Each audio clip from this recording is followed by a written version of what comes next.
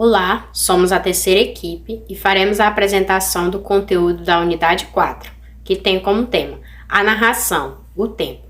Este trabalho é apresentado à disciplina corrente da crítica literária, no qual iremos falar sobre o tempo como elemento da narração. Somos acadêmicos do 7º período do curso de Letras e como componente desta equipe temos Denilson da Silva Marques, Wesley Emanuel Silva Ricarte e eu, Aline de Moraes Santos. Os assuntos que serão abordados nesta apresentação são os seguintes. Primeiro, os objetivos e como conteúdos temos o momento da narração, a velocidade, a frequência e a ordem. Teremos por fim as considerações finais e as referências. Primeiro, os objetivos. Temos como objetivo analisar a temporalidade dentro da narração, conteúdo do capítulo 4 do livro Introdução à Análise do Romance. Iremos também investigar a relação da narração com o tempo em 4 pontos essenciais, que são eles: o momento da narração, a velocidade da narração, a frequência e a ordem, assim como foi apresentado no sumário. Primeiro, iremos entender o momento da narração. O momento da narração que se refere a uma questão bem simples, que é como é narrado a história, certo? Além das questões que tratam da fala e da perspectiva, a narração diz respeito também à temporalidade, ou seja, o tempo dentro da narração como elemento da narração. Iremos observar as relações entre, no mínimo, 2 séries temporais, o tempo fictício da história e o tempo de sua narração. Para fazermos essa observação, 4 posições são possíveis, que são elas: a narração ulterior, a narração anterior, a narração simultânea e a narração intercalada. A narração ulterior, ela é geralmente mais utilizada dentro dos romances, certo? Geralmente os romances eles são organizados com esta narração, onde o narrador ele vai falar sobre acontecimentos passados, sobre algo que já aconteceu, ou seja, geralmente essa narração ela é mais utilizada dentro dos romances. A narração anterior ela é mais rara, e quando ela acontece, ela se dá a partir de relatos proféticos, também através de sonhos, no qual vai nos dar uma ideia do que é que virá no futuro, certo? Dentro desta narração. Porém, ela não deve ser confundida com outro gênero, como, por exemplo, o gênero da narração, o gênero da ficção científica, que no seu decorrer vai nos dando elementos que fazem com que a gente deduza o que vai acontecer no futuro, certo? Temos também a narração simultânea. Esta narração simultânea, ela vai nos dar uma ilusão de que a narração ela está sendo feita no presente, no momento presente, certo? Ela é como se fosse uma história contada no momento presente. A narração intercalada, ela vai fazer essa intercalação entre as duas primeiras, que é a narração anterior, né, que é geralmente mais utilizada, e a narração anterior, que é a questão dos sonhos e relatos proféticos.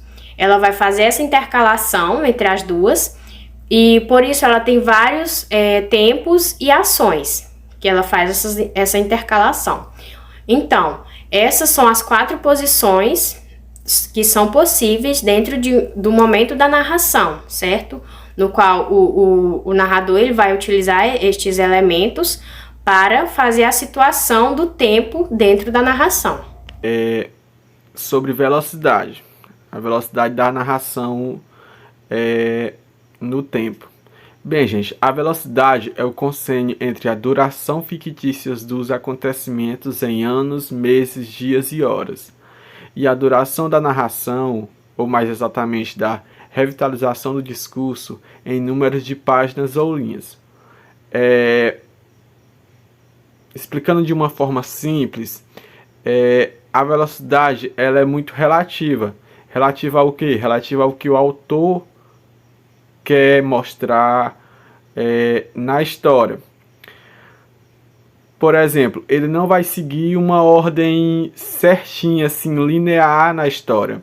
Ele pode falar de um acontecimento no texto que aconteceu em 1 hora, ele pode usar 10 páginas, e ele pode falar de um acontecimento que aconteceu em 1 ano todo e usar apenas 2 frases. Trazendo para a realidade. Ou se eu quisesse falar algo sobre a Segunda Guerra Mundial, eu poderia falar o seguinte: a Segunda Guerra Mundial ela aconteceu de 1939 a 1945 e nela aconteceu muito sofrimento. Olha só como eu resumi 6 anos em pequenas frases. Ou eu poderia escrever toda uma história falando sobre seus acontecimentos, o que aconteceu e tal. Então, a velocidade ela é isso. Ela é o consciente, que é muito do que o autor quer mostrar na obra.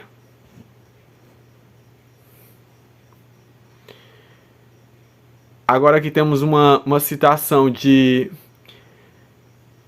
Fielding Henry, que ele fala o seguinte: meu leitor não deverá, portanto, se admirar-se no decorrer desta obra.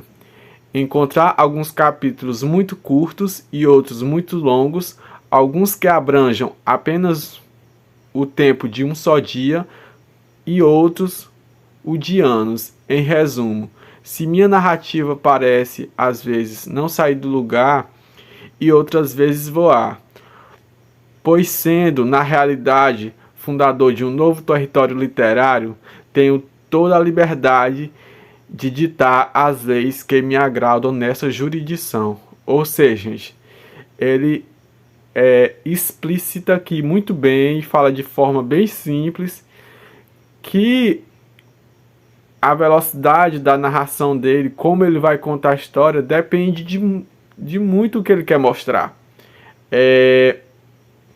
Como eu falei antes, um acontecimento que está ligado a anos, ele pode resumir em poucas palavras, e um breve acontecimento ele pode falar em várias páginas.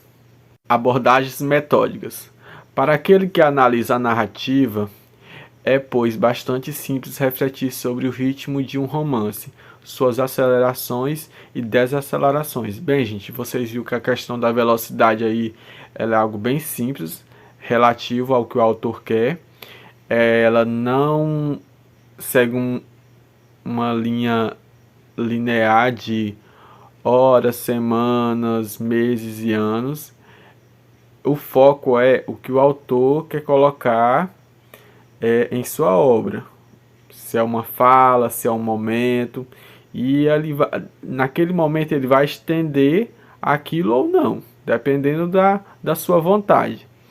Temos a elipse, que é um grau máximo de aceleração. Na elipse temos: os anos são condensados numa ausência de narração frequentemente assinalada. Por exemplo, temos o trecho aqui do conto de Nova Califórnia de 1910, de Lima Barreto. Havia já anos que o químico vivia em Tubiacanga, quando uma bela manhã Bastos o viu entrar pela botica adentro. O prazer do farmacêutico foi imenso. O sábio não dignará até a visita, fosse quem fosse. Bem, gente, vocês viram aqui no exemplo como ele colocou a questão de anos em uma pequena frase. Ele não se estendeu aí, ó. Ele poderia muito bem falar o que aconteceu nesses anos aí que o farmacêutico estava esperando, mas ele não falou. Ele foi curto, no mais popular dizendo, curto e grosso. Por quê? Porque esse fato da história não importava para o autor, não era, ele não julgava importante para a história.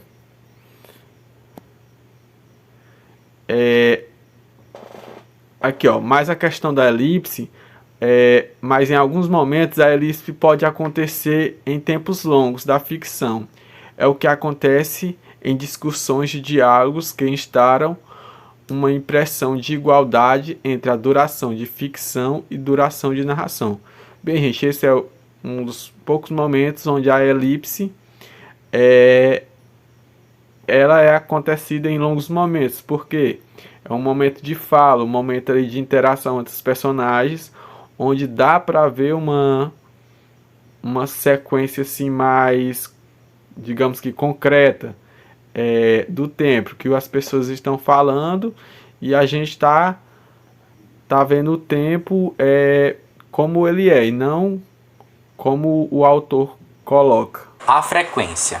Ela vai designar o número de reproduções dos acontecimentos ficcionais de uma narrativa. Ainda podemos dividi-la em 3 possibilidades, que são o modo singulativo, o modo repetitivo e o modo interativo.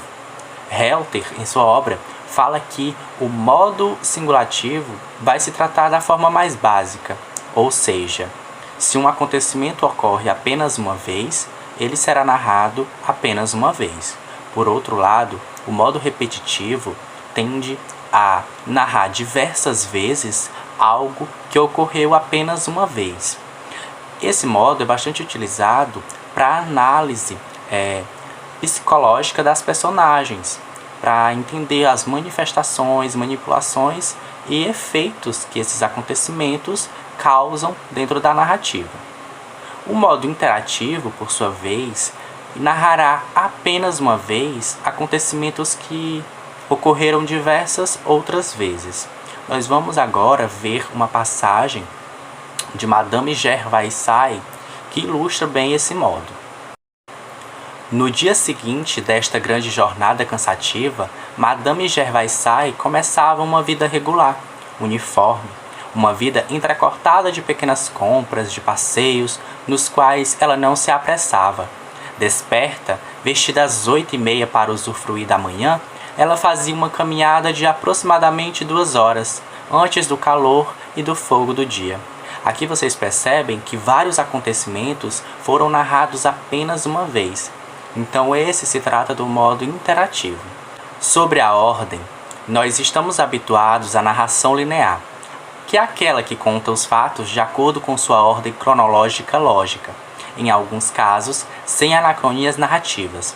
As anacronias seriam a não coincidência da ordem dos acontecimentos com a ordem contada na história. Nesse tipo de estrutura, considerada mais simples e menos ambiciosa, a história vai sendo contada de A a Z, sem interferência de elementos que desviem o seu curso natural. Mas além da narrativa linear, existem outras técnicas de estrutura da narrativa que são bem interessantes, próprias para quem quer subverter a cronologia e desafiar o leitor com a utilização de anacronias. Existem 2 tipos de anacronias, que nós vamos ver a seguir. Mas quais os tipos de anacronias narrativas? Temos a primeira, que se chama analepse, que é comumente chamado de flashback. É a interrupção da sequência cronológica na narrativa com a apresentação de eventos que ocorreram anteriormente na narrativa. Pode ser classificado em analepse interna, que é quando a digressão não retorna para antes do início da narrativa, ou analepse externa, que é quando os fatos narrados ocorreram antes da narrativa se iniciar.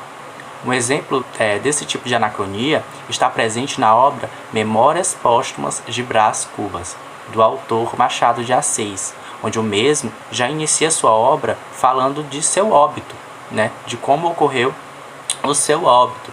E aos poucos a obra vai se desenvolvendo, o leitor vai compreendendo o motivo de ele ter iniciado e entender a cronologia que o próprio autor se dispõe a fazer.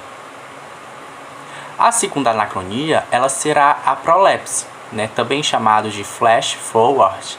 É outra forma de anacronia, que é quando interrompe o curso cronológico da narrativa com a apresentação de eventos que acontecem posteriormente na narrativa.